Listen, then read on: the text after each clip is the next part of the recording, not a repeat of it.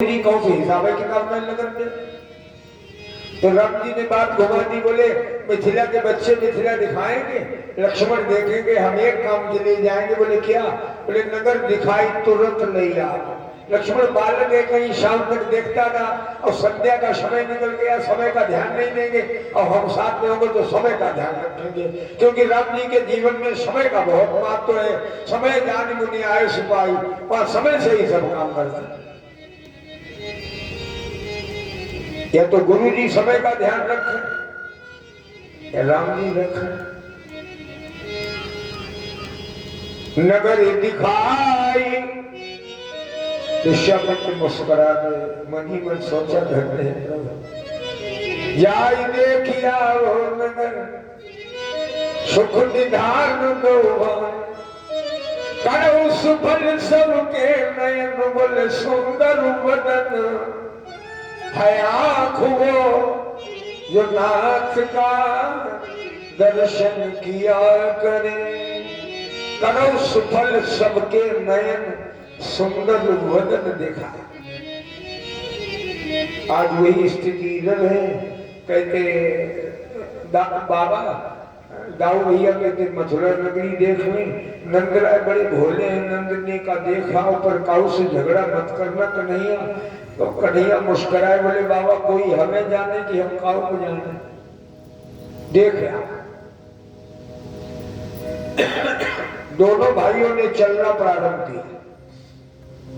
सुखदेव जी कहते परीक्षित अथा ब्रजन राजपथे माधव, राजपथ माने राजमार्ग, मथुरा के राजमार्ग पर दोनों भाई जा रहे हैं। मथुरा के बच्चे मिल गए कृष्ण बलराम की उम्र के, जो देखता है दौड़ के आ जाता है, भगवान का सखा हो जाता है। ये तो रूप ही ऐसा है। इसे देख के मित्र तो मित्र है ही, शत्रु ही मित्र बन जाता है।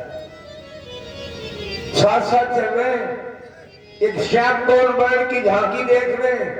नहीं रह गया तो मथुरा के एक बच्चे ने कृष्ण से पूछा, लाला बुरा न मानो तो एक बात पूछे। कन्हैया बोले पूछो। आप लोग बाहर के रहने वाले, मेरी मथुरा के नहीं है। बोले तुमने ठीक किया था, हम तुम्हारी नगरी में पहली बार आए, हम लोग ब्रजवासी हैं, वृंदावन से आए, ब्रजवासी।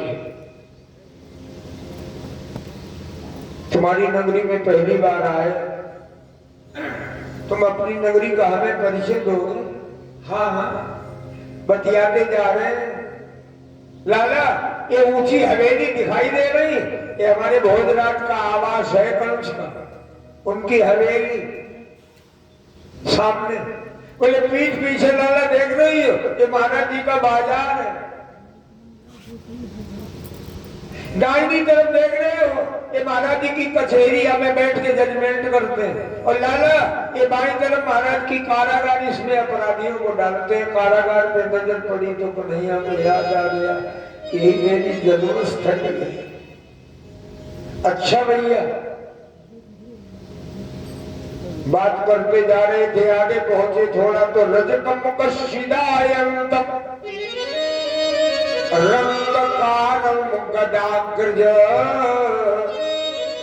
कंस के सेवक आ रहे थे गधों पर, कंस की राज पोशाकें बनी गट्ठर गधों पे रखे आ रहे थे सामने से।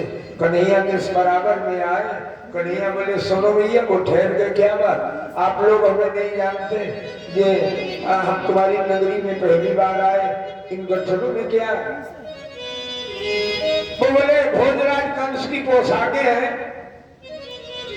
भगवान मुस्कुराए, बोले आप हमें नहीं जानते, जिस राजा की पोशाकें हैं वे हमारे खास मामा हैं। उनके यहाँ धनुष्य के शाम को बुलावा गया, सवेरे हम चले आए, कपड़ों की व्यवस्था नहीं हो पाई, एक पोशाक हमें दे दो, हमारी इज्जत रह जाएगी, तुम्हारी वापस नहीं देंगे।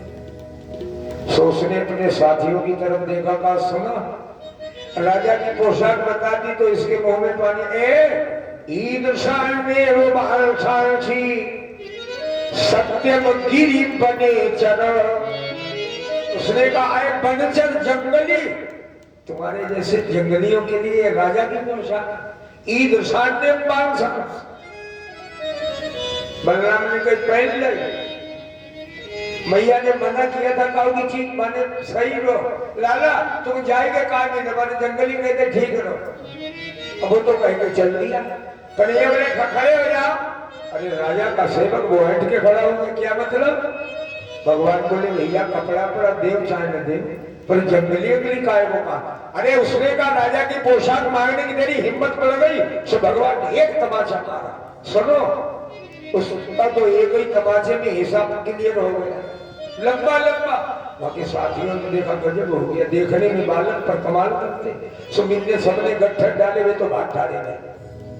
मथुरा के बच्चों को पसीना गया आपस में काना फूसी करें भैया घर के अच्छे दिन थे जगह उनसे भिड़ना ही गए। भगवान ने बच्चों से कहा खोलो गट्ठर ये जिससे कहा वो एकदम गट्ठर खोल ले गए। अरे वो गजब की पोशाकें निकली भोजराज की। जितने बच्चे थे भगवान ने सबको एक एक पोशाक पहना दी। एक नीलांबरी पोशाक दाऊ जी को पहना दी। अब एक पीतांबरी निकली वो लाला ने पहन ली। अब पोशाक पहने एक हिस्सा पोशाक का शरीर पर 3 हिस्से सड़क पे खींचा इतनी लंबी। दाऊ जी बोले लाला पोशाक तो मिल गई पर ये तो मांगे जैसी लग रही काऊ मांग के पहने हो। कन्हैया बोले होगी कुछ व्यवस्था आगे बढ़े तो एक दर्जी मिला। उसने कहा आपका रूप बहुत अच्छा है अगर आपकी आज्ञा हो तो पोशाक सही कर दे। भगवान बोले कर दो भैया। मैंने लगा के कैंची फिर काट दी। भगवान बोले जाओ कलयुग में बहुत प्रसन्न रहो बहुत सुखी रहो। वो द्वापर वाला भगवान का वरदान दर्जियों के लिए अब लागू हुआ है। अब आजकल टेलर के हाल सुनो देखो जाए हवा निकल जाए कान में।